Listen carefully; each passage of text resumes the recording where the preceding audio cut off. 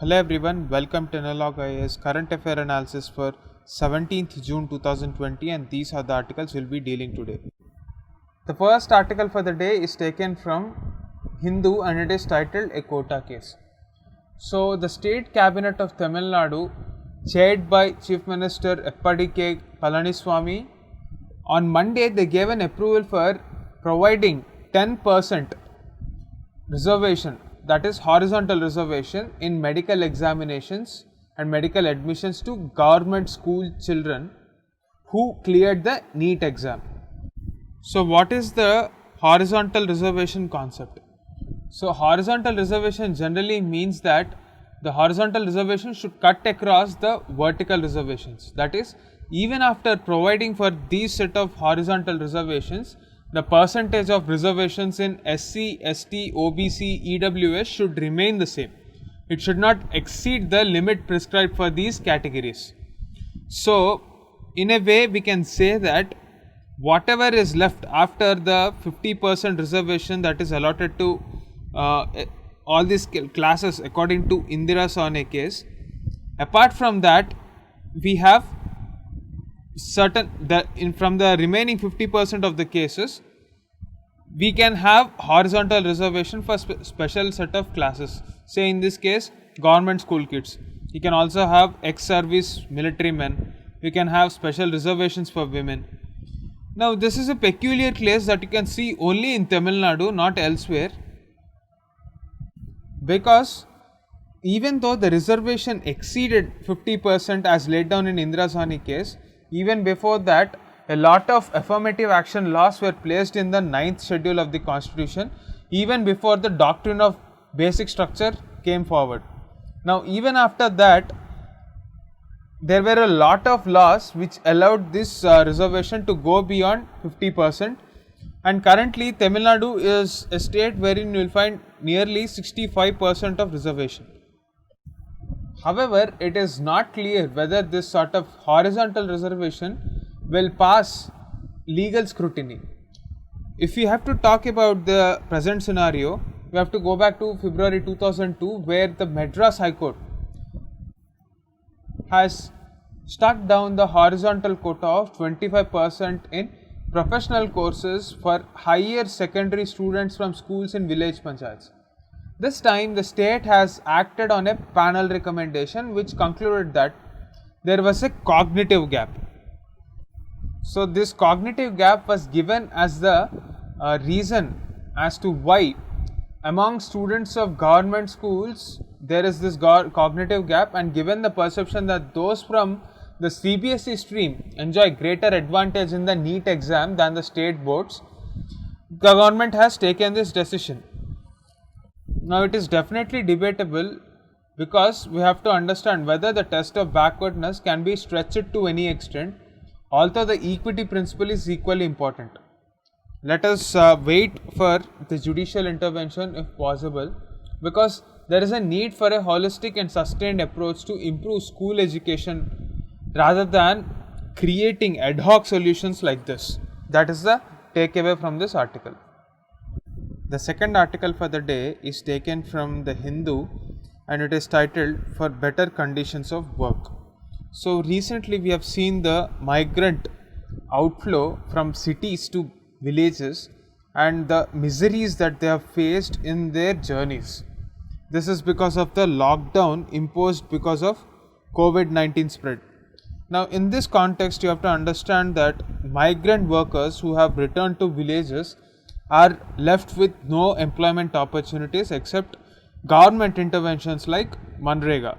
So, how do we utilize this excess labor and how do we ensure that they get proper livelihoods is the question that state governments are facing at this moment.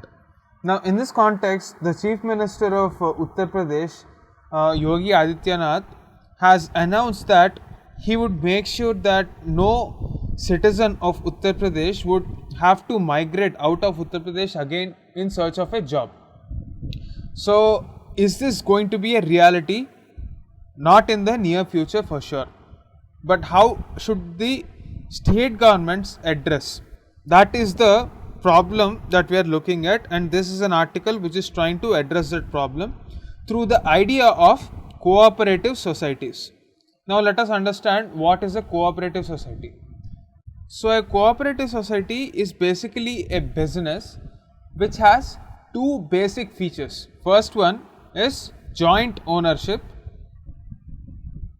and second one is democracy.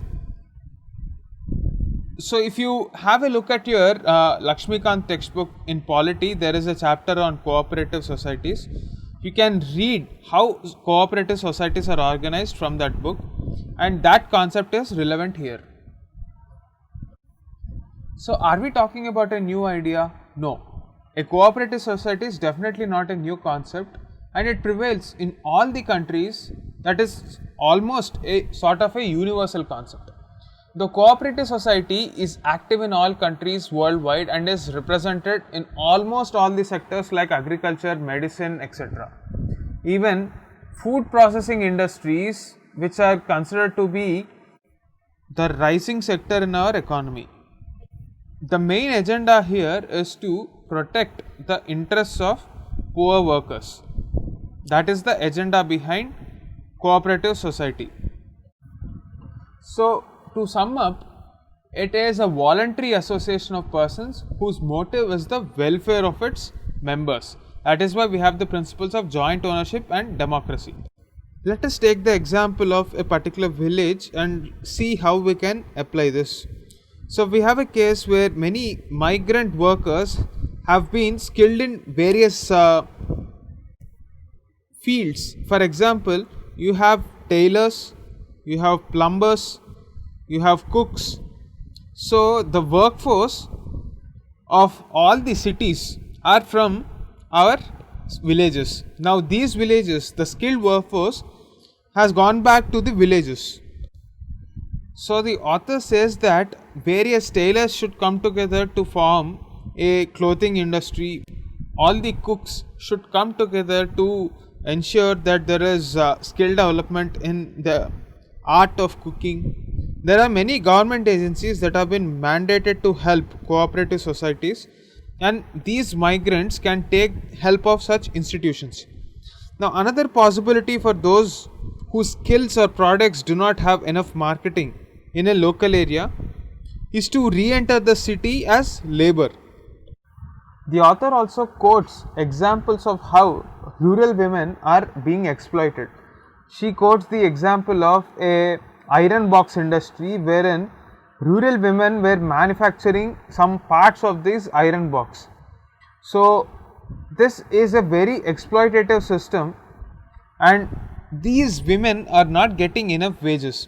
So the people who are working in this industry should also come together and ensure that rural population is getting access to these industries.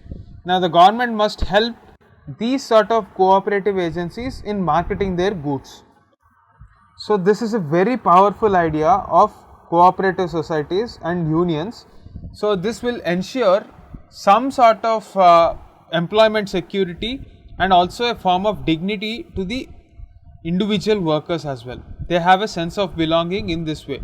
So this is an idea that should be explored definitely and taken forward. A very good article indeed.